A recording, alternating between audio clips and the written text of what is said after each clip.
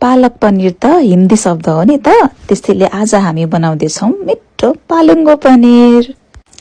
पहिला त केलाइ कुलाइ गरेको पालुङ्गोको साग पखालेर तातो पानीमा बफ्याउन बसाइदिने, बिचमा एकपल्ट चलाइदिने र यतिको गलेपछि चाहिँ यसलाई निकालिदिने र सेलाएपछि मात्रै मिक्सचरमा ग्राइन्ड गर्ने। अब यो प्युरीलाई एउटा भाँडामा खनाएर यसमा चाहिँ मसलाहरू फेरि ग्राइन्ड गर्नुपर्छ। मैले चाहिँ 2टा प्याज, 3टा टमाटर, लसुन खुर्सानी र अलिअलि गरम मसलाहरू लिए। यसलाई चाहिँ मजाले अचार फत्काए जस्तै गरी फत्काएर पकाउने। यसमा चाहिँ नुन, बेसार, अलिकति जिरा धनियाको धुलो पनि हाले मैले।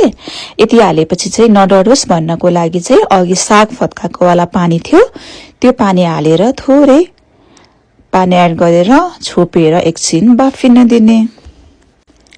अब यतिको भएपछि चाहिँ यसलाई सेलाउन छोडिदिने। तातो कुरा चाहिँ कहिले पनि मिक्सचर ग्राइन्डरमा हाल्नु हुँदैन। मैले चाहिँ 1 मुठी जति काजु पनि हाले र 2 चम्चा दही। दहीले चाहिँ ग्रेभी एकदम मिठो बनाउँछ कि। अब यसलाई पनि ग्राइन्ड गरेर राख्ने। अनि उता कराईमा थोरै घिउ बसाएर लसुन फुराउने। यसले चाहिँ एकदमै मिठो बास्ना आउँछ, टेस्टै चेन्ज गरिदिन्छ कि।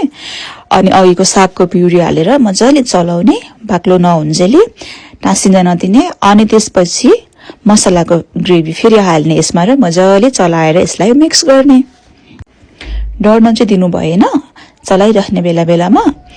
अनि मजाले यो सुक्न थालेपछि यसमाथि मैले पनिर कट गरेर राखेको थिएँ, फ्राई नगरेको तेलमा नतारेको वाला पनिर पिस पिस पारेर राखेको थिएँ, त्यो चाहिँ यसमा हालिदिने र मजाले उम्लिन दिने। पनिर भित्र पनि नुन मसला मजाले पसोस् भनेर पातलो छ नि त ग्रेभी, अलिअलि बाक्लो हुन्जेली चाहिँ उमाल्ने र यसलाई एउटा भाँडामा खनाउने र सर्भ गर्ने। पनिरको ग्रेभी अझ यो के भन्छ पालक पनिर त तातो तातो रोटीसँग खान एकदमै मजा। यसरी बुक्क बुक्क फुलेको सुक्खा रोटीसँग कसलाई मनपर्छ। मेरो चाहिँ रोटी एकदम फेभरेट हो।